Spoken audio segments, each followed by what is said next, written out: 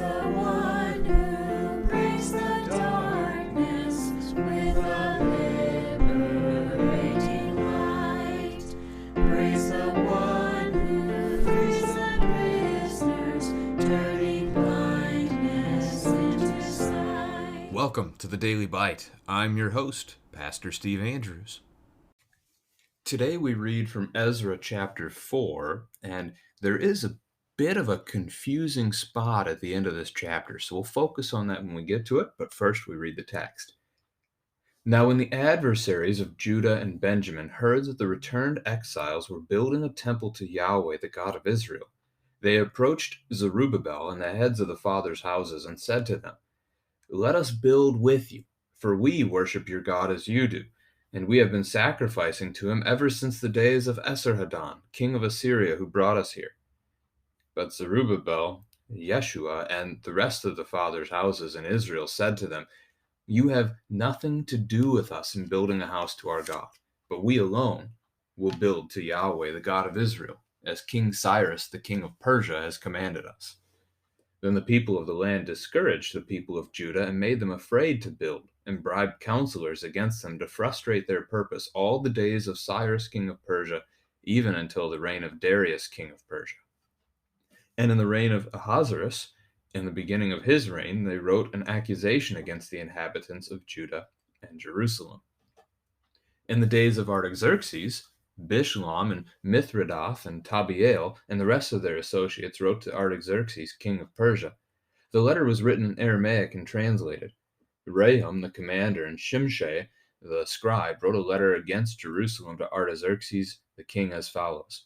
Rahum, the commander, Shimshai, the scribe, and the rest of their associates, the judges, the governors, the officials, the Persians, the men of Erech, the Babylonians, the men of Susa, that is, the Elamites, and the rest of the nations whom the great and noble Osnappar deported and settled in the cities of Samaria and the rest of the province beyond the river.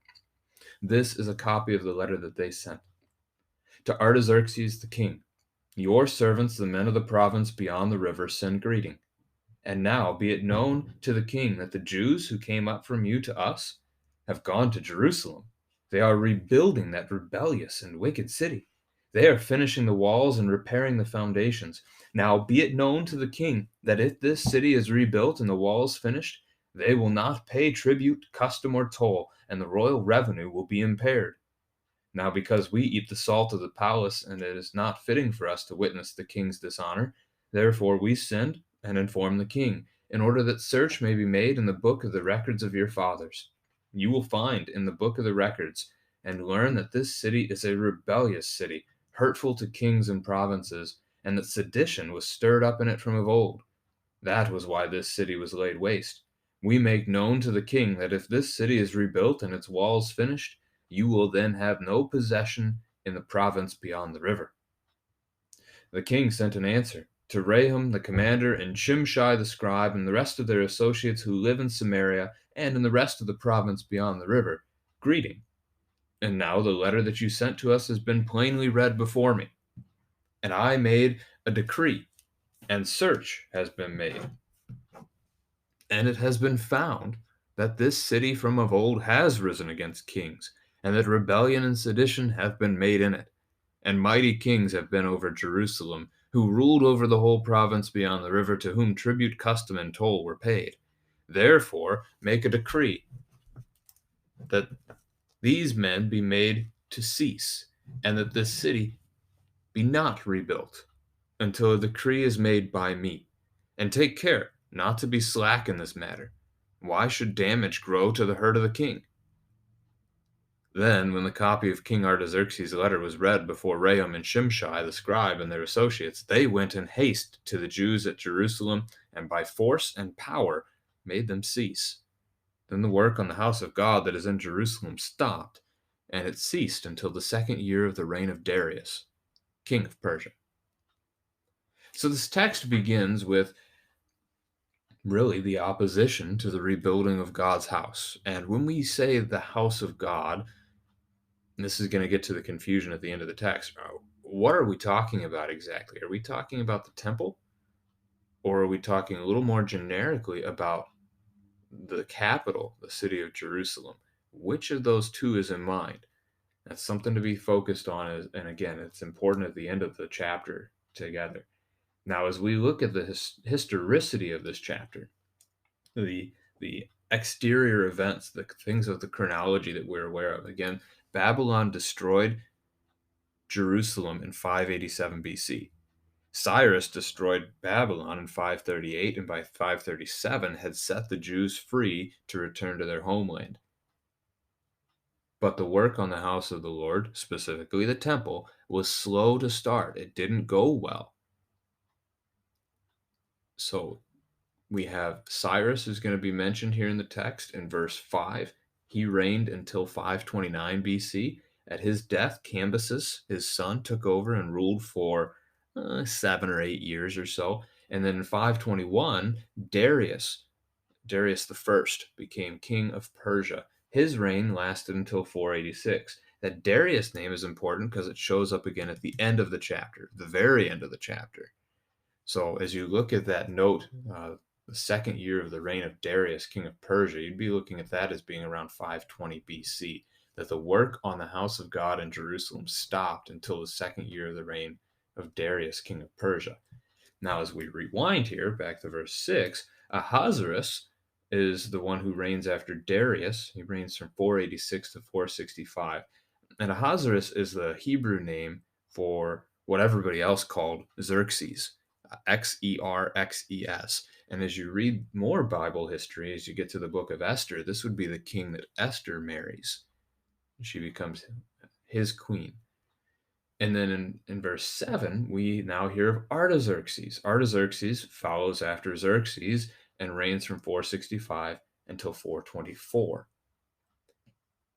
Now, the problem that I mentioned of the text is that the letter here in the middle of the chapter is written to Artaxerxes, who reigns in the 460s and on to 424.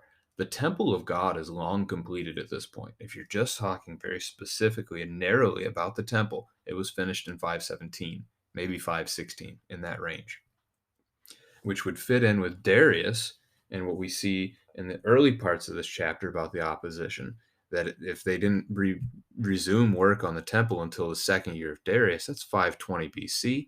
They've taken a break for way too many years. And it takes them a couple of years, even at that point, to then finally finish the temple. But the trick is, they write the letter to Artaxerxes. Artaxerxes then responds, and it's Artaxerxes who's shut down that work that is mentioned there in verse 23, right? The copy of Artaxerxes' letter was read before Rehum and Shimshai. They went in haste, and by power and force made them cease.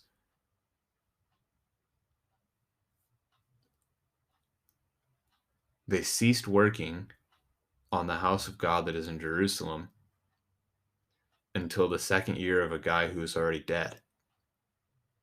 That's the confusing part as you're trying to read through this text. So there's two ways to look at this and to think this one through. It is true. This is a possible third, but it doesn't make sense. The possible third way is that the man who reigns after Artaxerxes is actually another Darius, Darius the second, who's going to reign from 423 until 404. Historically, that doesn't fit, though, because the temple and Jerusalem, both at that point, are already finished. So we don't want to try and pin it to that. So your two options here. The one is, how do you read this word house of God? And if you're reading it as the temple, then the temple work, yes, had been stopped at one point under Darius. But if you're reading it as just the fullness of Jerusalem, as it is in Artaxerxes, the letter that they wrote to him, then the fullness of God's house, the fullness of Jerusalem, that city being his home among his people, what you really end up with, I guess it's not two ways, it's one. And that's the idea that verse 24 ends up being a reference to something prior. And the Concordia commentary series used by a lot of LCMS pastors and even lay people in our churches, as they translated this text in verse 24, they did include the word previously, and it had previously ceased until the second year of the reign of Darius, trying to get us thinking that this really bringing this chapter full circle. So you had a cease at the beginning in the work on the temple, and even after they finally finished that at some point, then you have more opposition. Opposition just continues against God's people. And so they stopped, they started, they stopped, and they started, they stopped, and they started. It's a continuing process, lots of slow rebuilding and consistent opposition to them. That's essentially the way that you're probably going to end up making the most sense out of the timeline and chronology of this chapter, because again, it does seem, with the simplest reading of the English text, to be a little bit off. Uh, so you might have struggled with that as you read it, but I hope that was a helpful conversation around what's going on here. So as we dig into the text itself a little bit more in detail, again, opposition. Judah had many enemies. They were not liked by their neighbors. And so the neighbors, here's your question, as they ask to build with God's people, they want to help rebuild the temple. Ask your children, is that true? Are they being honest in their desire to help here? And the answer to that is no. So why? What are they doing? Well, the best guess would be that as they would be there helping rebuild, they'd actually be sabotaging, and they'd be doing shoddy work that would fall apart over time and lead to ruin and harm for God's people. But rightly, you see in verse 3, Zerubbabel turns down their offer, that they have been given authority by Yahweh and by Cyrus, the king of Persia, to do this work, and they're going to complete it themselves. Couple of notes real quick on that. First, it is interesting that as these opposition forces are speaking to Zerubbabel in verse 2, saying that they want to help, they don't know God's name, or at least they don't use it. As Zerubbabel responds by saying the divine name of Yahweh that can be found in Exodus 3 for the first time, it shows up almost 7,000 times in the Old Testament. They don't say it. They just say, we worship your God as you do. We've been sacrificing him to him. So they don't seem to have that acknowledgement, that recognition, and the very confession of faith that Yahweh is. Yahweh means he is. When we say it, we speak that we believe in him. So that's an interesting note. And then also the other note, again, historically here, Esarhaddon is the king of Assyria from 681 until 669. With verse 4, the people are discouraged by the opposition as they oppose them in several different ways. Fear tactics going on here, bribing to help frustrate the purpose, so bribing officials to make it harder for the work to get done, that kind of stuff. The question in verse 4 is they're afraid to continue to build. Where is their trust? They're not looking to the Lord. They're concerned over what their neighbor is going to do. And so that's a disconnect in the faith of Israel again, from the Lord. Let's see. Going down to verse 10, well, I guess verse 7 would give us a note. The text was written in Aramaic and then translated. Two common languages in that region of that day would have been Hebrew and Aramaic. And so many people actually knew both, but not necessarily everyone. Verse 10, Osnapar likely was the man who served as king after Esarhaddon of Assyria. So the 660s and afterwards for a couple of decades. You notice the way that they craft their letter. They begin by sending greetings. They begin by, general niceties, and also speaking highly of Artaxerxes, labeling him king and speaking humbly of themselves. Beyond the river is a reference to the Jordan River. So Assyria, and now Persia at this point, is off to the east. And to actually reach the land that the Jews are now rebuilding, you would have to go west. You would have to cross the Jordan River, which is part of what we see in so much of the Old Testament. So they seem to have come to name it beyond the river. They have two arguments for Artaxerxes as to why this city should not be rebuilt. One, it's rebellious and wicked, and they encourage the king to look in the history books to find the records of that. And argument number two is that in their rebellion, they will not pay this king tribute. So this is going to be a blow to your empire, King Artaxerxes. You are going to lose money if you let them do their thing. That's the arguments being laid out. And the king does the research. Well, he decrees for the research to be done, and it's done, and he finds out that what they're speaking seems to be true. That the Jews, when they had previously had their temple built, well, what did they do? They didn't pay tribute, which is an interesting argument to make because before Babylon destroyed that temple in 587 BC, there was no one over Judah that they had to pay tribute to. So there's actually no point of comparison here for Artaxerxes to be fairly making. They are now under his control. They're a part of his kingdom. Before, they weren't. So yeah, they didn't pay tribute to the Assyrian king in the past because he wasn't their king. But now Artaxerxes is their king. So there is a disconnect there. It's important to make note of. All right. That looks like about our text for the day. The opposition is the theme. Hindering the work of building the Lord's house.